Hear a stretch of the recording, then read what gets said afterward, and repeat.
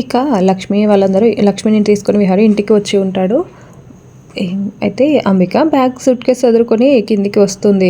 అది అందరూ హాల్లోనే ఉంటారు. అది చూసి ఎక్కడికి అంబిక నువ్వు బ్యాగ్ చదువుకొని వచ్చావు అని చెప్పి పద్మాక్షి వాళ్ళు అడుగుతూ ఉంటారు.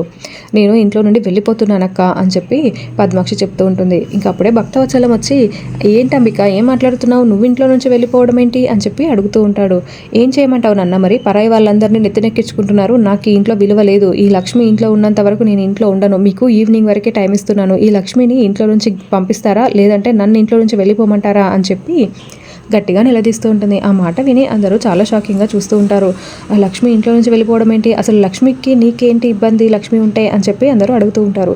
అవన్నీ నాకు అవసరం లేదు, లక్ష్మి ఇంట్లో ఉంటే మాత్రం నేను ఉండను, లక్ష్మి ఉండాలి అనుకుంటే నన్ను వెళ్ళనివ్వండి, లేదంటే లక్ష్మిని ఇంట్లో నుంచి పంపించేయండి అని చెప్పి అంబిక తేల్చి చెప్పేయడంతో ఇంకా ఎవరు ఏమీ మాట్లాడకుండా అందరూ చాలా షాకింగ్గా చూస్తూ ఉంటారు. మరి ఇప్పుడు ఏం జరగబోతుంది, లక్ష్మి ఎలా ఇంట్లో నుంచి వెళ్ళిపోతుంది, ఏం జరుగుతుందో వచ్చే ఎపిసోడ్లో తెలుసుకుందాం. ఇప్పుడైనా ఛానల్ని సబ్స్క్రైబ్ చేయండి. Thank you for watching.